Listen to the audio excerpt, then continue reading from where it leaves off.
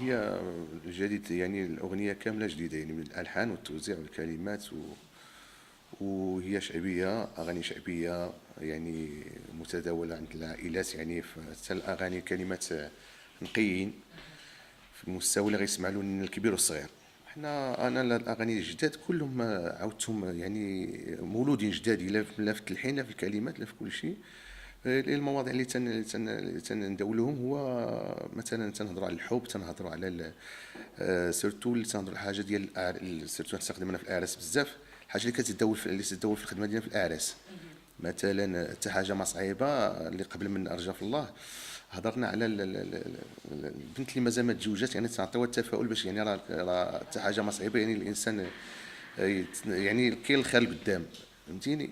كذلك رجاء في الله، لان رجانا في الله يعني كل اي حاجه فيها رجاء في الله تنترجوا الله، وتنحاولوا نديروا حتى الموضوع يكون الموضوع ديال العرس ديال العائله ديال تنهضروا سيرتو على الحب، على الزواج، على بزاف مسائل.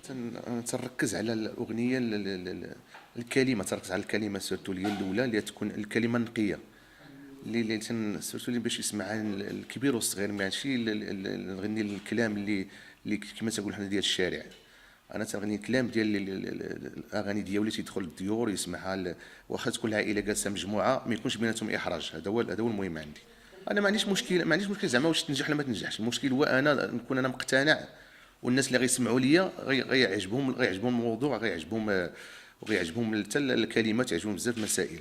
ما بالنسبه ديال النجاح هذاك تنخليه بوحدو، باش زعما واش الاغنيه تنجح ولا ما تنجحش، هادشي ديال الله سبحانه وتعالى. ولكن المهم عندي هو يكون الحاجه تسمع في المستوى اللي بغيت انا، هذا هو المهم. نعم، هي انتاجنا الخاص، لان دابا كلشي راه ولا الانتاج ديالو الخاص، هادشي اللي ولا في مؤخرا. تناخذ عندي كاتب، عندي الكاتب كلمات، يعني كاتب كلمات توزيع الفرقه ديالي الموسيقيه، استوديو بالمالي الخاص. التوزيع تنعطيه الموزع، هو تيتكلف بالتوزيع. نعم، عندي الاغاني ديالي كلهم في اليوتيوب، عندي الحمد لله. والحمد لله حتى بالنسبه للسي دي ديالنا عندنا كاين اقبال في السوق، يعني تندور على مثلا التجار اللي تيتاجروا في هذا، يعني تيقول لك الحمد لله السي دي مقبولين في السوق، يعني اي واحد ياخذهم، يعني الناس تيسولوا عليهم ماشي غير. درت لي ريبريز عندي في السي دي، انا في السي دي عندي تندير الاغاني ديالي، تنجددوا هذيك الاغاني القدام، مثلا داك العيطه ولا هذا تنديروها بستيل، بحال تنجددوها بستيل عصري. تنديروا لو باش حتى الشباب ديال اليوم تيبقاو هما ما تيموتش هذاك اللون، تيبقى ديما حي. حتى الشباب تيسمعوه وتيعرفوا بان هاد الاغاني راه قديمه وحنا جددناها، هذا هو الرساله ديالنا. لا بالعكس، لان لا جينا نشوفوا حتى نهضروا مثلا في الشرق ولا في هذا، مثلا اغاني ام كلثوم جددوها الناس وحبوا، يعني جدوها حتى في التوزيع، جدوا يعني حببوها حتى الشباب، باش لان الحاجه متى تكون حيت التسجيل القديم، حتى التسجيل تيكون شويه ناقص، مثلا في لو سون، في مثلا حتى في الالات. حنا تنحاولوا دابا لو سون تبارك الله، دابا السوليات ولاو في المستوى الكبير، ولا لو سون مزيان، ولا حتى الاله ولا كثار الالات كثار، حتى بالنسبه للميزان، يعني حتى الناس من تيسمعوا داكشي تبارك الله عامره في المستوى الكبير صراحه.